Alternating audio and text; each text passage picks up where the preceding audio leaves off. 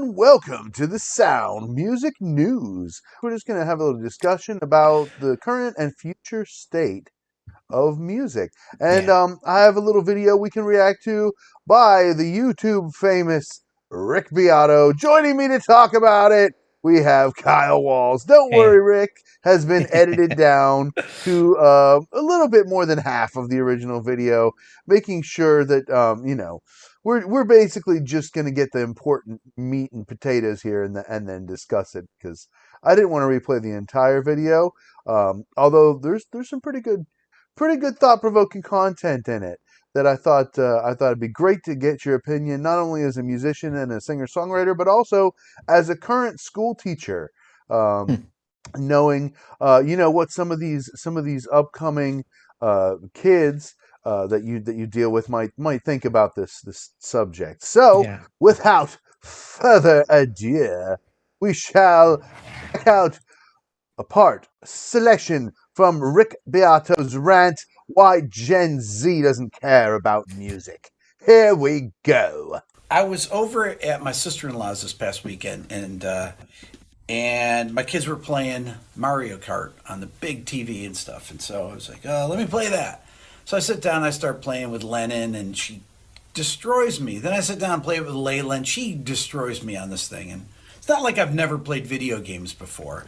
When I was a kid, Pong came out when I was in eighth grade, but in college, the student union at Ithaca College, where I went, had a video arcade up where they had ping pong tables and everything. And this is where you'd go. You go and you play arcade games there, and you play games like Galaga or Asteroids or Space Invaders. And then when I was in grad school, there was a laundromat down the street from me, and there was a game called Gunsmoke that I would play every day when I was with my friends. My friend Aiden and I would go down and play against each other. It was a shooting game, fun game. I'd like to actually have it still, and then when I graduated and I was teaching at Ithaca College in upstate New York, every morning my buddy Paul and I would go and play this home run derby game against each other for like 2 hours. We were obsessed with it.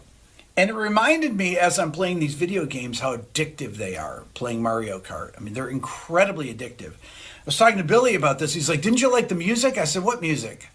He said, "You didn't hear the music in this?"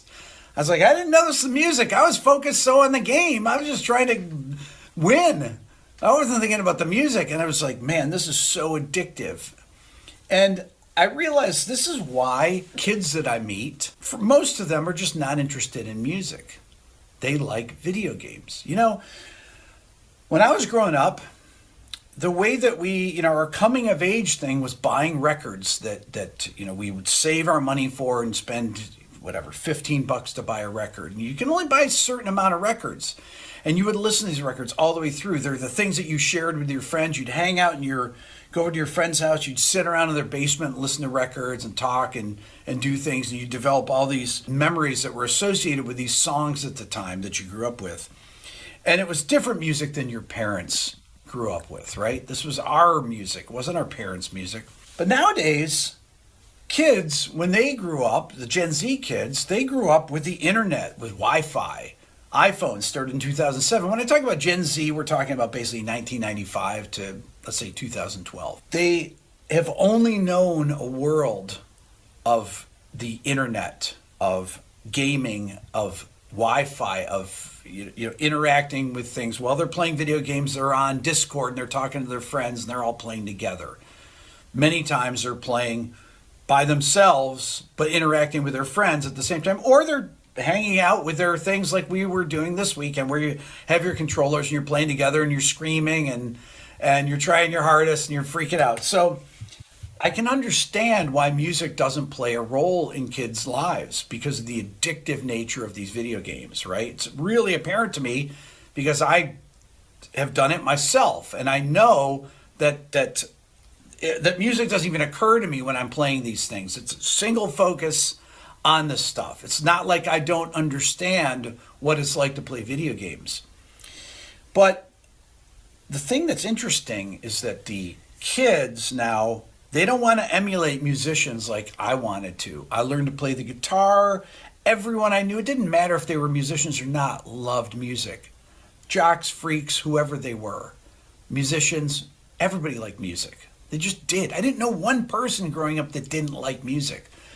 But most of the kids that I meet today, and I meet kids, I go to my kids' schools, I talk to classes, things like that. I interact with teenagers all the time, and the one thing that's really common is that many of them are not engaged at all with music. They just don't care about it. Just doesn't occupy any part of their day because it's not interesting enough. There's no visual thing, there's no reward of winning, of shooting things, of doing whatever they're doing. It's just boring to them, right? And the people that they want to emulate are other gamers.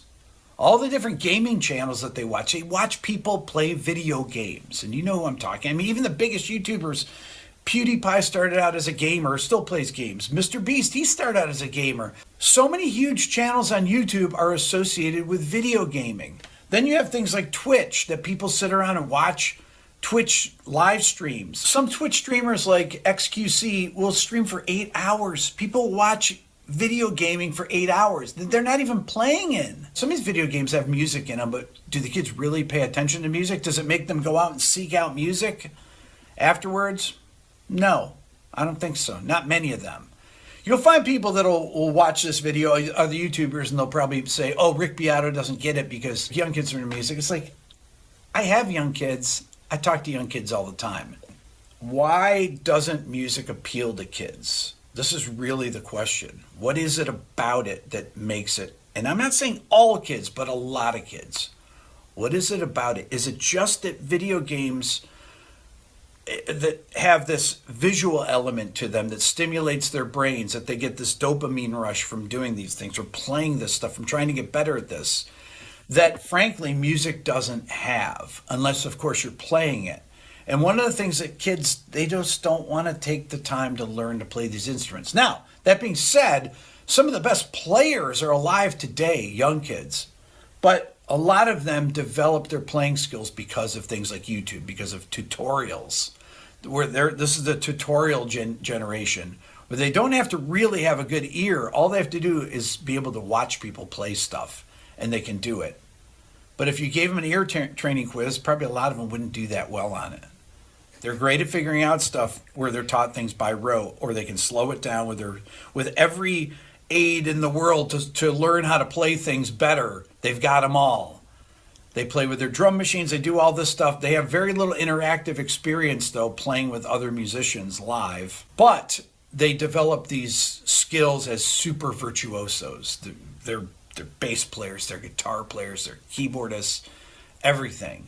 And anything they want to learn is on YouTube for free, right? Okay, so I mean, I just I agree with a lot of what he said, and it made me think, like, is music now to people my daughter's age, my daughter's 13. It's just a segment of multimedia. Let me explain. Like, my daughter, she started doing a little bit of piano, a little bit of voice lessons, a little bit of violin, but none of it really stuck until she started getting super into musicals. Now, she just wants to sing, but she only wants to sing songs from musicals.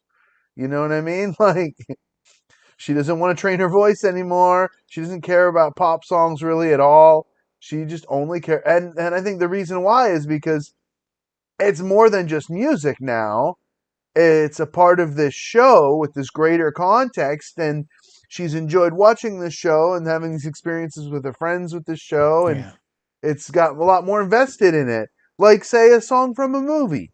Like, certain songs in certain movies you'll just never forget. That association. You know what I'm saying? Um, Stuck in the Middle, Reservoir Dogs, Yeah. right? Let me Stuck hold in my the middle with ear. you. Yeah.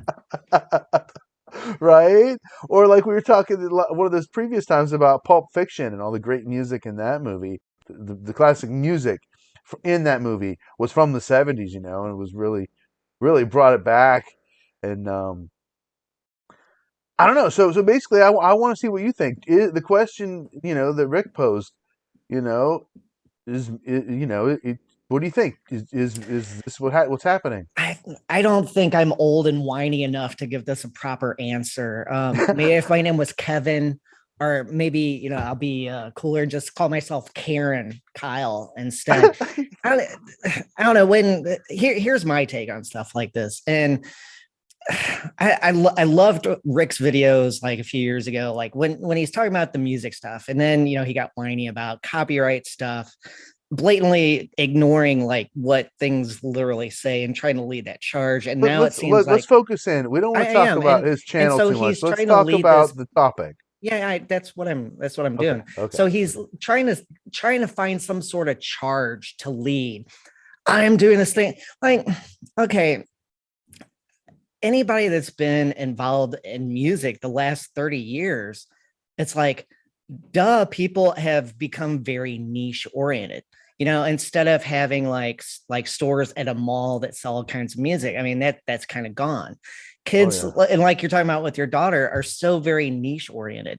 Like some of my LGBTQ students, and I'm pretty sure I'm leaving out a letter there. I have these students, and they know a vast amount about things within their interest area. And I think the only thing, and I guess here's what people need to know.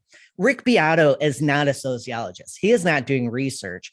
He is a talking head just trying to throw something out there to make people get riled up and stuff. Now, is there some merit in what he's saying that the music industry has changed a lot? Yeah. I don't know that I would go so far as to say that young people don't care about music.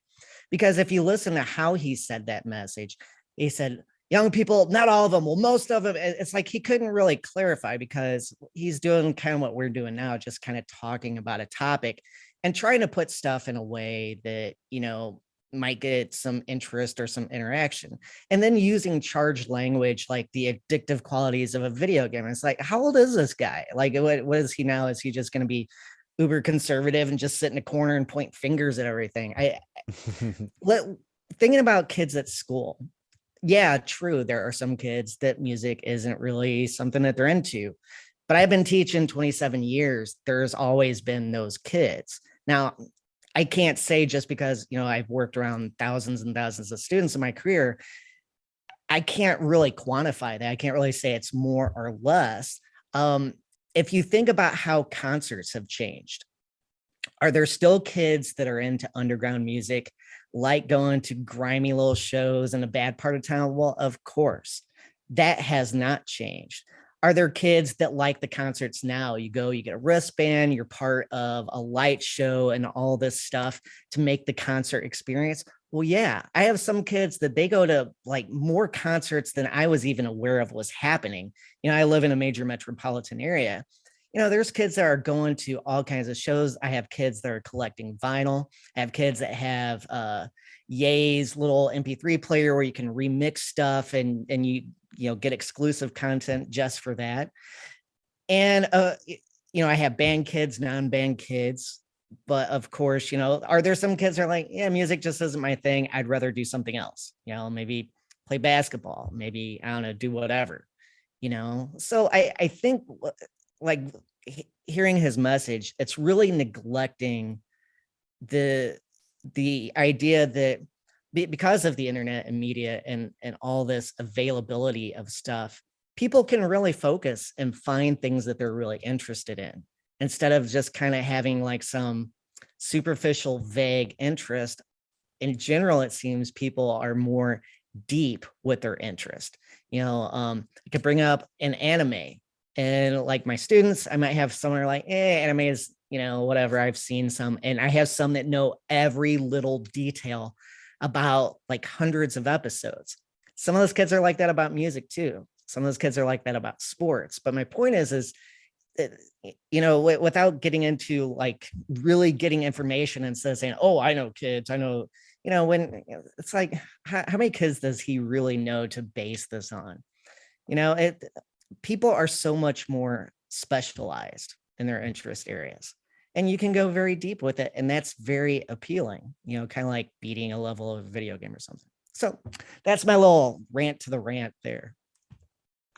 Well, I feel like I have experienced somewhat of a, if you would, perform really well for something, before people used to, in general, pay it more attention. And now it's like, okay, yeah, whatever, it seems, and I mean, society is a lot more divided than it was 20 years ago, because of everything that's happened. Well, And because that's another, those interests can go deep. You have algorithms that feed you things that you yeah, already agree with, like music or video games or whatever. You can go deeper into those rabbit holes, right. and yeah, I mean, I criticizing see what that you're changes saying topic, about but how you don't think it's less, you just think it's changed to become it's more underground and more niche. it it's different. Like I have some kids that they categorize people, and I don't mean this in a negative way, in a fun way,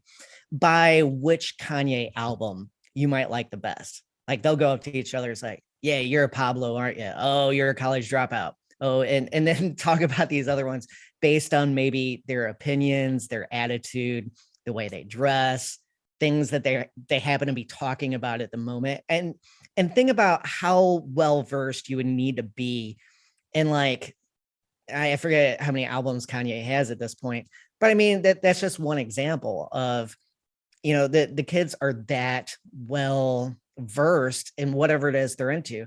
And I have kids that can also do that with sports teams, athletes, anime characters, fan fiction. I mean, there's a whole world of stuff that they are just very deep into because it's easy to go deep now.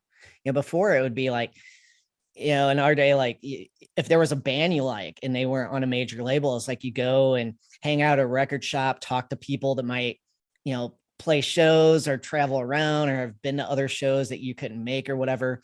You look for other bands that might be associated with them that mention them in liner notes. You had to go deep in a very manual way. And now going deep is very much automated. I mean, it's algorithmic driven. That's why people had this idea to develop artificial intelligences that service that, because we like it. We like going deep. We like knowing more, and it's just there's a lot more different categories and things you can go deep about, I mean, and that competes with music. And that's one thing. It's like, yeah, I could see someone saying, it's less, but to me, it's like, I don't really see that less kids are really into music. I mean, it just kind of depends, how you look at it. Well, I wanted to give an example that that new song, quote new, from what 2022, early 22, was "We Don't Talk About Bruno."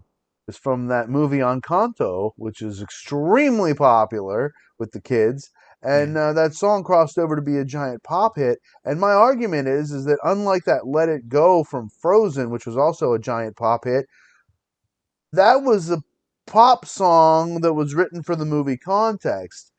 We Don't Talk About Bruno, I want to argue, it's not really a pop song. It's a great musical song, but it's the fact that it crossed over to become such a giant pop hit is my point.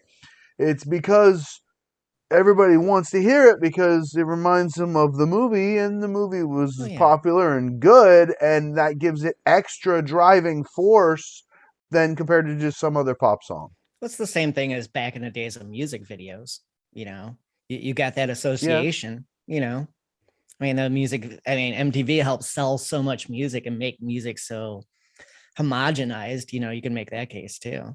Because I always have this, the way I look at contemporary music as opposed to like 90s or 80s or whatever, is instead of having like a handful of companies that are really the ones putting music out there, like I remember the explosion of alternative went from you'd have like some, like a back wall, a couple columns of tapes or whatever, to being almost the entire store, from like 88 to, I don't know, 92 or something like that. And what people think like, oh, but that's alternative. And it's like, no, that's just a different label for mainstream at that point.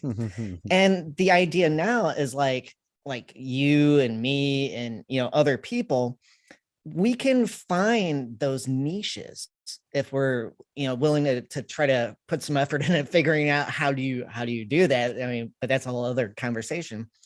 But the aspect of opportunity for independent artists now, I'm saying independent artists meaning beyond music, in lots of different realms, there is a whole lot more opportunity out there that the people realize, and music is one of those things. It keeps the game has changed so much. It's kind of like in education. A lot of things when people criticize education were maybe true 30 years ago, but schools have changed, education's changed. Yeah, are there still old teachers doing old stuff? Well, of course, but there are some teachers out there that are doing new things and always trying to strive. I have a new population, how can I connect with them? How can I do my job with that? And music is kind of the same way. There's still the old guard. Oh, music needs to be like this, get on a major label, get signed, do this and that, and make sure you get the, hopefully you don't get a crappy deal. And then there's some people who are like, well, as an indie, you can work how you want. You can, manage multiple revenue streams. And, it's this whole idea of moving not just one lane over, but multiple lanes over, and how you conduct business and how you promote art, because art is, art is still there. People are still making art. I don't know that I could say there's more or less artists than there used to be 20 years ago, but people are still making art. I have students that, can make some art, and, they actually do little stuff with it, which is pretty awesome to see, and I don't know why a 17-year-old would have a different, I guess, inherent ability to do that as opposed to someone who's 50 just because of their age. That wouldn't make a whole ton of sense. But I think that the concept of how do you connect with those people, that's part. And, Beato looking at something from, I'm going to assume he's my age. So like, he's 49 years old, give or take a little bit. It He's says looking at, 60. okay. Well, I mean, he's looking at, music and everything from that standpoint. And that's really hard, but that's what he's good at. He's good at looking at what makes these songs great, whatnot. I don't know that he's as good at cultural analysis and figuring out why do these dots not connect anymore. I mean, It yeah, made you me think. can, well, I I, mean, you can look at, all kinds of stuff and make the case, but I mean, we're living in a world where it's so easy. If you pose a question, you're going to find answers to it that you want because there is way too much information out there. Now, just because you find the answer that you want to the question you're asking doesn't mean it's the right answer, and that's part of what I'm saying, like if, you know, he was, working with some sociologists and doing some real work and putting it in a package that made sense, try to make it as simple as possible, then that argument, it makes a lot more sense. But to me, I'm just going, this is another old dude whining about young people. I mean, it's like, that's what one of the yeah, I things mean, I edited off at the very beginning was he said that. oh He yeah, said, he it's, said, yeah. I And was trying to save you 30 seconds. You yeah. just called So like, yeah, I kind of inferred that.